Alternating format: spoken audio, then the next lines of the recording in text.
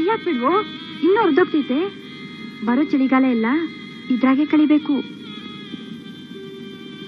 ರಾಮು, ಈಗ ನೀನೇ ಮನೆಗೆ ಯಜಮಾನ ಕಣಪ್ಪ. ನನ್ಗೊಂದ್ ಕೆಲ್ಸ ಸಿಕ್ಕೋ ತನಕ ನೀನೇ ಹೆಂಗಾರ 4 ಕಾಸು ಸಂಪಾದನೆ ಮಾಡಿ ಈ ಸಂಸಾರ ನಡೆಸ್ಬೇಕಪ್ಪ.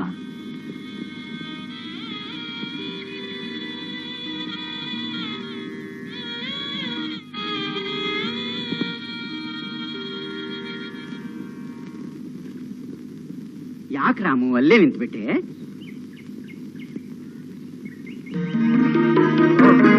ರಾಮಾಯಣ ಪುಸ್ತಕಕ್ಕೆ ದುಡ್ಡು ಸೇರಿಸ್ಬಿಟ್ಟ? ಅಂತೂ ಅದನ್ನು ಕೊಂಡ್ಕೊಳ್ಳೋಕೆ ಇವತ್ತಿನ ಗಳಿಗೆ ಕೂಡಿ ಬಂತು ಅಂತ ಕಾಣುತ್ತೆ.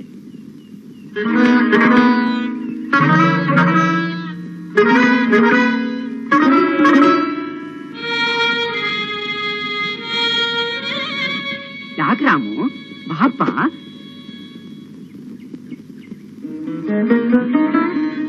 ಯಾಕೆ ಹೊರಟೋದ?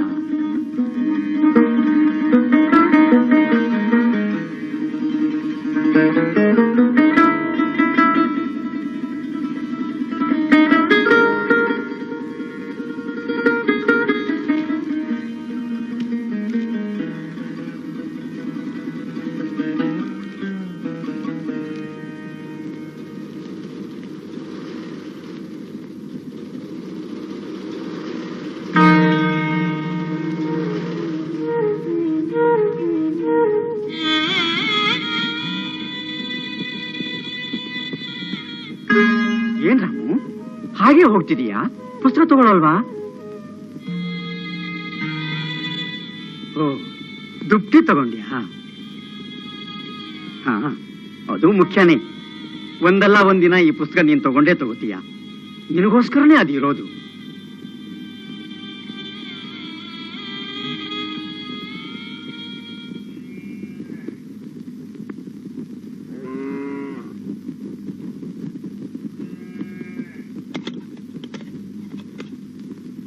ಬಾಪುಟ,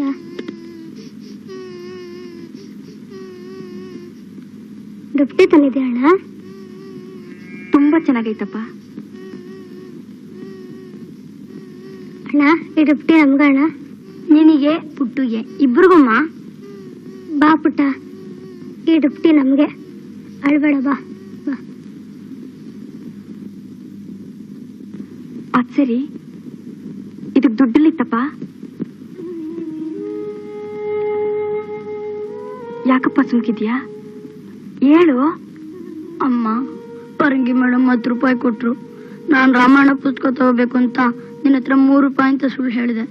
ಆಮೇಲೆ ಪುಸ್ತಕ ತರಲಿಲ್ಲ, ಹೊತ್ಕೊಳಕ್ಕೆ ದುಪ್ಟಿ ತಂದೆ. ತಪ್ಪಾಯ್ತಮ್ಮ. ರಾಮು, ನೀನ್ ಎತ್ತಿದ್ದು ಸಾರ್ಥಕ ಆಯ್ತು ಕಣಪ್ಪ. ನೀನ್ ದೊಡ್ಡವನಾದ್ಮ್ಯಾಗೆ ನಮ್ಗೆ ಬಡ್ತಾನೆ ಇರಲ್ಲ. ನೀನ್ ನಮ್ಮನ್ನೆಲ್ಲ ಕಾಪಾಡ್ತೀಯ.